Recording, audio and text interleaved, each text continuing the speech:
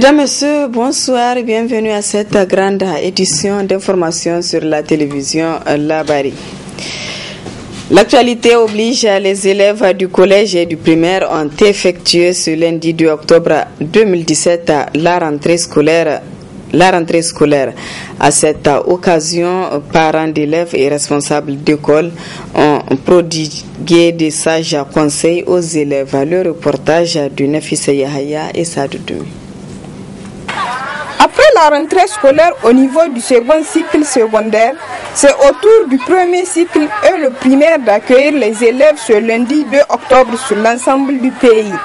Pour une année scolaire réussie, le premier responsable du CEG Yantala a prodigué des sages conseils à ses élèves. Les conseils qu'on peut donner aux élèves, c'est se concentrer au travail pour leur réussite.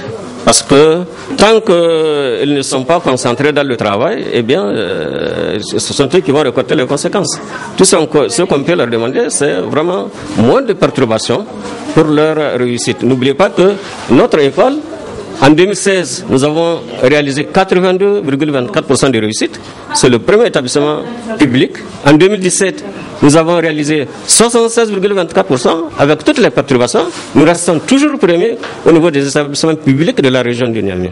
Donc, ça veut dire que si vraiment nos élèves restent concentrés aux études, eh bien, je pense bien que, Inch'Allah, nous allons essayer de dépasser les 76% pour aller vers les 90%, pourquoi pas 100%.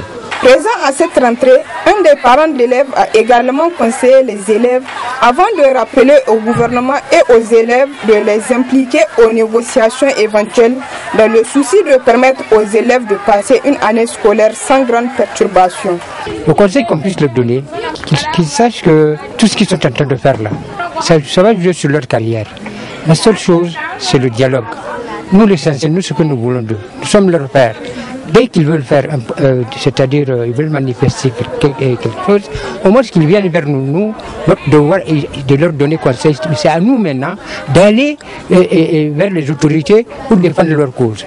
Mais ces enfants, c'est-à-dire qu'ils ont pris un principe où, au lieu de travailler avec l'association des parents d'élèves, ils préfèrent aller directement vers les autorités. Ça ne peut pas marcher.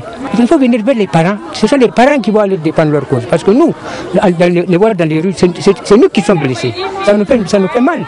Mais c'est-à-dire le gouvernement, on a eu même à leur dire et d'impliquer les parents d'élèves dans toute action qu'ils veulent faire. C'est-à-dire que je pense que cette année, ça marchera parce que le gouverneur actuel, et franchement, c'est quelqu'un qui a vraiment l'amour de l'école. Souvent, il nous appelle et en même temps, il appelle les élèves. Nous asseyons ensemble pour discuter du problème. Le proviseur du CEG Yantala a enfin lancé un appel à l'endroit du gouvernement et des enseignants de trouver un terrain d'entente pour créer les conditions d'une éducation de qualité au Niger. À Zander, également, la rentrée scolaire 2017-2018 a eu lieu ce lundi. Au niveau du primaire et du préscolaire, les élèves se sont rendus massivement dans les différents établissements. Constat Hassan Saleh Mustafa sur les images de la télévision Gaskia. C'est une journée pas comme les autres. Ce lundi, les élèves du primaire et du préscolaire de la ville de Zander ont, à l'instar des collégiens, repris le chemin de l'école. Les établissements primaires de la ville de Zander étaient animés. Les élèves, les parents, les enseignants et même les responsables des établissements étaient tous joyeux en cette journée. Très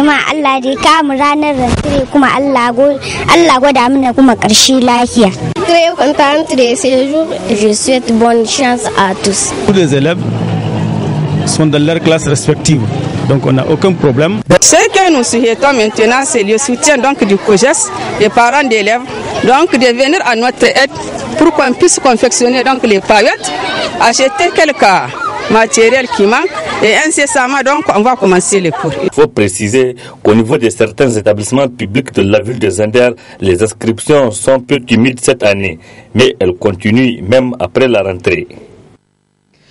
Pour la synergie cause Niger Sinaseb, la rentrée de ce jour n'est qu'une rentrée politique car les conditions ne sont pas réunies pour assurer une bonne reprise des cours. Moukaila Halidou, secrétaire général du Sinaseb et membre de la synergie cause Niger Sinaseb.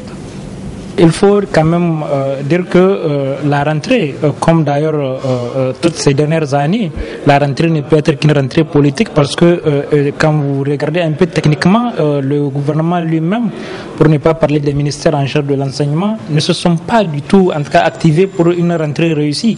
Ils pensaient en réalité que la synergie d'action cause Niger-Sinaseb allait déposer un mot d'ordre de boycott de cette rentrée et puis bon, ils allaient se focaliser là-dessus, de telle sorte qu'ils ne se sont pas du tout activés. Je vais vous donner quelques exemples. Voyez-vous que chaque année, en principe, avant la rentrée, il y a le Conseil national de l'éducation qui se tient. Cette année, il n'y a pas eu de conseil parce que seulement le gouvernement ne pensait pas que la rentrée, en tout cas, pouvait avoir lieu le 2. Deuxième chose, il y a la réunion des cadres que le ministère de l'enseignement primaire organisait, en tout cas, chaque année. Cette année, ils n'ont pas été en mesure d'organiser le conseil. Maintenant, pour parler de la rentrée en tant que telle, les élèves peuvent être à l'école, les enseignants peuvent aller à l'école. Mais est-ce que véritablement c'est ça la rentrée? Lorsque au cours de cette rentrée, vous avez déjà à partir de l'évaluation de Marté, l'évaluation illégale, il faut le préciser, nous avons beaucoup de camarades qui ont vu leur contrat en tout cas mis en stand-by, c'est-à-dire qui ont été révoqués à tort d'ailleurs, parce que nous pensons que nous allons continuer à nous battre pour ces camarades jusqu'à ce que ces camarades-là puissent être en tout cas rétablis dans leurs fonctions. Vous avez également à partir de cette évaluation, plus de 6000 enseignants qui sont en formation à l'heure actuelle et une formation qui doit durer jusqu'au 25 octobre. Donc aujourd'hui, si le ministère nous parle d'une rentrée réussie, je me demande alors, il parle de quelle rentrée? Lorsque vous avez plus de 12 000 enseignants qui étaient sur le terrain l'année passée, qui se trouvent plus être sur le terrain cette année, je me demande en réalité de quelle rentrée on est en train de parler. Mais mieux, pour qu'une rentrée puisse être une rentrée effective, vous savez que il ne faut pas voir l'architecture de la région de Niamey ou des grandes villes. Mais qui vous dit qu'en bourse, on peut parler de rentrée aujourd'hui, lorsque les parents n'ont pas encore quitté les champs, lorsque les élèves sont avec leurs parents dans les champs, je ne pense pas si aujourd'hui on peut parler d'une rentrée effective. Donc voyez-vous qu'en réalité, le gouvernement lui-même n'a pas créé les conditions de pouvoir aller vers cette rentrée le 2. Dans tous les cas, vous allez constater de vous-même que la rentrée, pour qu'elle puisse même exister, pour qu'elle puisse être une rentrée véritable, il faut attendre le mois de novembre. Et ça, c'est sans tenir compte de la surprise que la synergie d'action en tout cas cause Niger-Sinaseb réserve, parce que vous ne pensez pas que nous allons rester croiser les bras et observer le gouvernement avec cet état de résiliation illégale. Rassurez-vous que nous allons nous battre sur tous les toits et nous allons nous battre sur tous les angles pour que les camarades là puissent en tout cas être rétablis dans leurs fonctions. Le siège de l'ONG J-Project Niger a servi de cadre hier après-midi à une cérémonie de remise des bourses d'études octroyées par l'ESCOM à des élèves du 3e arrondissement de Niamey. Il s'agit des élèves qui se sont distingués avec brio au cours des vacances organisées par l'association des parents d'élèves de cette commune. Le compte-rendu de Adamou Soumana et Sadoutoumi. Cette cérémonie qui regroupe élèves des 2 cycles du niveau secondaire et leurs parents se veut le sacre des cours de vacances dans le 3e arrondissement de la capitale. Une initiative louable qui est à l'actif de l'association des parents d'élèves de la dite commune et de l'ONG J-Project avec pour objectif d'apporter un plus dans le rehaussement du niveau des élèves. Nous avons pris en charge cette année plus de 730 élèves. Niveau 3e et niveau terminal. Et terminal, toutes séries confondues. Voilà. Donc, les cours de vacances ont débuté du 1er août jusqu'au 31 août. Et à l'issue de ces cours de vacances, c'est une formation d'1 mois. D'abord, la première phase a consisté à d'abord remettre à niveau les élèves. Nous avons fait une révision depuis les classes antérieures. Maintenant, ensuite, nous rentrons dans la phase de leur niveau. Ce sont des cours de vacances gratuits que nous avons fait à ces enfants. À l'issue de ces cours de vacances, nous avons organisé des évaluations. La noblesse de l'objectif assigné à cette initiative, qui est à sa 2e édition, n'a pas laissé indifférente l'École supérieure de communication et de management ESCOM, ayant accepté de parrainer ces cours de vacances tout en octroyant des bourses d'études complètes aux meilleurs élèves. Ainsi, au cours de cette cérémonie, le représentant de l'ESCOM n'a pas manqué de présenter son école à l'assistance. Une centaine d'écoles aujourd'hui à Niamey, l'honneur était revenu à ESCOM d'être aujourd'hui devant vous pour non seulement assister à la cérémonie, mais aussi sanctionner cette cérémonie par des remises de bourses d'études aux étudiants qui sont méritants. Notre mission principale est la formation des cadres de formation, notamment managers de haut niveau qui sont au diapason des techniques actuelles de gestion et capables de conduire l'entreprise nigérienne dans la voie de la compétitivité ainsi que la création d'emplois et de richesses. L'École supérieure de la communication et du management ESCOM ambitionne d'être l'un des partenaires les plus stratégiques dans le développement des entreprises nationales et multinationales au Niger. ESCOM dispose d'une administration jeune, comme vous êtes en train de le constater, d'un corps professionnel qualifié et dévoué et d'un conseil scientifique et pédagogique actif composé du président Moukela Abdou Laoli Serki, maître de conférence, vice-président Dr Abdou Hassan, gestionnaire à l'Université Abdou Moun de Niamey, le rapporteur Ahmad Ouaka Hassan, juriste à l'Université Abdou Moun de Niamey, directeur pédagogique Dr Ali Moukela, docteur en gestion des ressources humaines à Niamey. Puis vers le moment tant attendu de la délibération qui a été couronnée par la remise des témoignages de satisfaction aux meilleurs élèves des différentes séries à cette formation. Auparavant, ce sont les personnes ayant œuvré pour la réussite de l'encadrement qui se sont vues distinguer. Cette initiative doit faire école dans les autres communes de la capitale, voire du pays, afin de permettre à l'école nigérienne de retrouver ses lettres de noblesse. La mésentente par rapport au sein de la majorité par rapport au choix au poste du vice-président de la CENI continue toujours à susciter des réactions. L'acteur de la société civile, Elaja Idi Abdou, se prononce sur ce sujet. Reportage à Ismaël Moumouni et Soumaïla Abdoulaye. Discorde au sein de la mouvance présidentielle autour du choix à la vice-présidence de la CENI. Un seul parti veut imposer à ses alliés de la majorité un candidat de son choix, ce qui est contraire aux principes démocratiques, estime la société civile. L'article 30 de la Constitution du Niger dit que toute personne a le droit de liberté.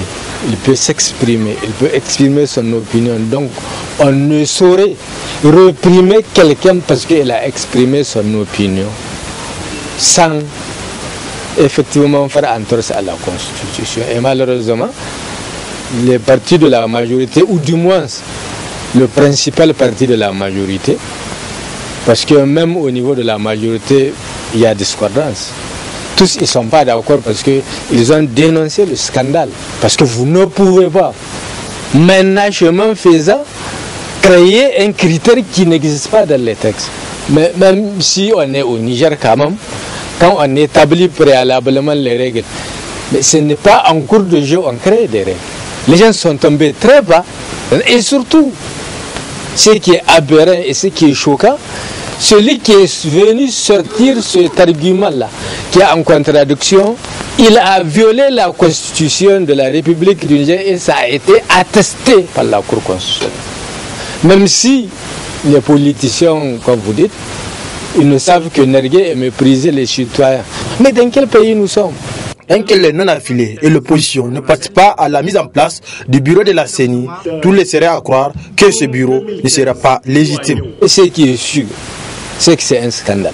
Logiquement, le CNDP, c'est tous les partis, l'opposition, la majorité et les non-affiliés. Il n'y a ni non-affiliés, il n'y a ni opposition, c'est la majorité. Et même la majorité, c'est le parti principal qui a créé ce scandale. Avec ce qui s'est passé, avec ce critère-là qu'ils ont sorti en plein jeu, qui ne figure pas dans les textes, ça veut dire qu'ils ont fait de la CENI leur machin. Alors que la CENI n'est pas la chose de quelqu'un. La CENI, ce n'est pas leur propriété. La CENI, c'est la Commission électorale nationale indépendante. Donc ça veut dire qu'il impute de son indépendance en agissant ainsi. Un dialogue franc et sincère s'impose entre tous les acteurs politiques afin d'éviter au Niger d'autres soubresauts politiques aux multiples conséquences.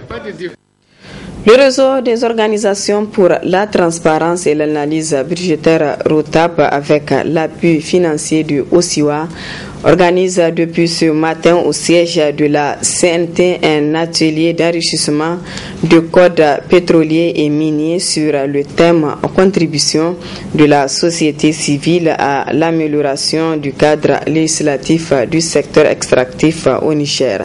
Le résumé est de la cérémonie d'ouverture. Ils sont nombreux les acteurs de la société civile à prendre part à cette table ronde qui durera 5 jours et au cours de laquelle ils auront à enrichir le cadre législatif du secteur extractif au Niger. La contribution de la société civile à l'amélioration du cadre légal du secteur extractif au Niger a toute son importance pour les organisateurs de cette table ronde qui sont le réseau des organisations pour la transparence et l'analyse budgétaire ROTAB et OSIWA. Dans son discours d'ouverture, le président du conseil d'administration du ROTAB a souligné les objectifs de cette table ronde ainsi que les résultats attendus. La présente table ronde a pour objectif de contribuer à la prise en compte des intérêts du Niger dans le secteur extractif à travers les révisions des codes miniers et pétroliers en lui permettant de bénéficier des droits et surtout des opportunités offertes par les activités minières et pétrolières en matière de contenu local et de transferts infranationaux. Réfléchir et proposer les types des articles qui peuvent protéger au mieux les intérêts des populations nigériennes, notamment leur environnement de vie, leur santé, les moyens de production. Réfléchir et proposer les modalités d'un appui technique et financier aux acteurs locaux et être compétitifs dans le cadre des activités de sous-traitance dans les secteurs miniers et pétroliers au Niger. Les résultats suivants sont attendus de vos travaux.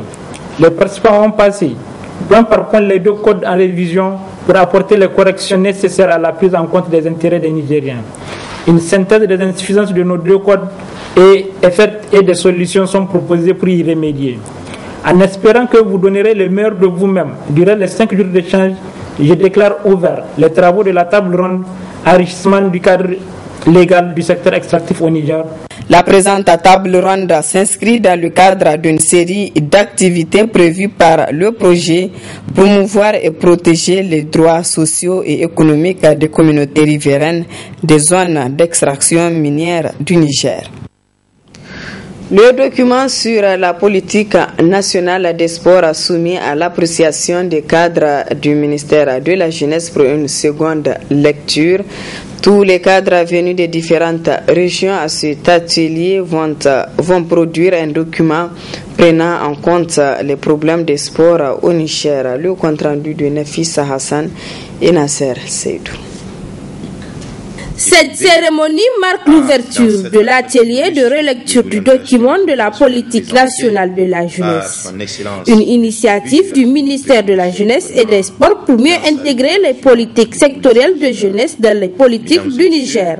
Le document soumis à votre relecture pour tenir compte des évolutions sectorielles diverses est le produit d'un processus qualitatif et participatif d'actualisation avec le concours précieux de l'UNESCO Breda et de l'UNICEF. Que ces 2 partenaires reçoivent ici toute la gratitude du gouvernement du Niger. Je voudrais aussi vous exhorter à un travail de qualité à la hauteur des attentes du gouvernement. Je voudrais que vous mettiez davantage à la même enseigne les jeunes ruraux et les jeunes urbains, les jeunes filles et les jeunes travailleurs et les jeunes entrepreneurs, les jeunes actifs et les jeunes inoccupés, chacun selon ses préoccupations, aspirations et potentiels d'acteurs et de ressources à investir dans le développement économique, social et culturel de notre pays. Le document soumis à votre lecture est d'une densité remarquable qu'il vous est demandé donc d'enrichir avec des éléments réalistes d'une politique publique de pilotage du développement de la jeunesse. D'ores et déjà, mon département ministériel s'attelle à mettre en place un mécanisme de coordination technique de la mise en œuvre de cette politique et une approche d'intégration de la dimension jeune dans toutes les politiques sectorielles de notre pays. Ainsi, durant les 5 jours que dureront cet atelier, les participants vont examiner ce document et veilleront à ce qu'il cadre avec les besoins de la jeunesse nigérienne. Voilà, mesdames, messieurs, ici prend fin ce journal. Merci à vous de l'avoir suivi et excellente soirée en compagnie du programme de la télévision La Bari.